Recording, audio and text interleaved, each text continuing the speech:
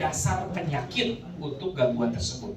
Itu akan semakin memperberat kesehatan fisik kita yang terganggu. Jadi stres jangan dibiarkan, perlu dikelola, di manajemen supaya tidak menjadi gangguan yang seperti itu.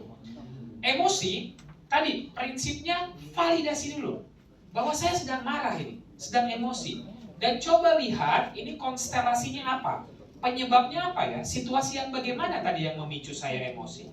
Baru masuk tadi ke ventilasi, bercerita, menuliskan, mendengarkan lagu, itu akan membantu kita lebih longgar. Kemudian regulasikan dengan berbagai teknik tadi bisa dipakai, ya. Dan setiap orang strategi mengatasi perasaan yang tidak enak itu bermacam-macam.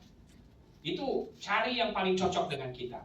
Tetapi strategi mengendalikan emosi itu biasanya ada 4. Pertama adalah itu yang kita sebut mekanisme coping atau coping mechanism. Yang pertama, berfokus pada masalah dan solusinya. Nah, seperti tadi, masalahnya apa nih? Ini rumah gitu ya. Ini kalau hujan begini, solusinya cari rumah lain. Nah, apapun nanti yang bakal terjadi dalam proses itu, tapi itulah berfokus pada solusi. Masalahnya kita identifikasi, apa sih yang jadi masalah yang bikin saya tidak enak, keluarga saya tidak nyaman, dan segera cari solusinya. Itu yang namanya mekanisme coping yang berfokus pada masalah dan solusi. Yang kedua adalah berfokus pada mengendalikan emosi. Nah, tadi teknik-teknik tadi bisa dipakai semua. Relaksasi otot, nafas 478, grounding itu bermanfaat sekali. Kalau kita lagi emosional, lagi marah tingkat tinggi, kenali juga ya ada namanya termometer marah. Nah, kita kenali nih, kalau marahnya segini, aku harus bagaimana. Tapi kalau udah tinggi sekali, harus cepat keluar dari tempat tersebut, mengambil jarak dari sumber masalahnya, dan coba untuk cooling down. Jadi itu adalah mekanisme coping yang berfokus pada emosi.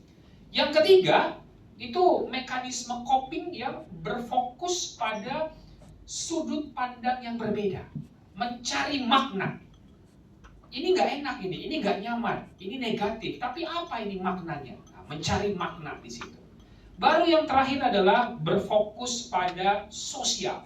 Jadi cari komunitas, cari lingkungan, cari komunitas, grup, kelompok yang suportif, kondusif, dan itu membuat kita lebih nyaman, lebih punya pandangan-pandangan yang berbeda.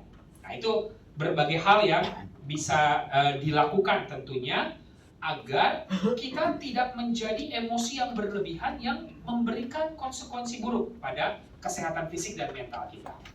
Baru yang berikutnya tadi adalah setiap orang itu punya kepribadian berbeda-beda.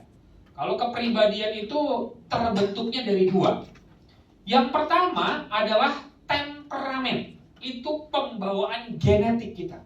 Bagaimana orang tua kita sifatnya, setengahnya pasti akan menurun ke kita.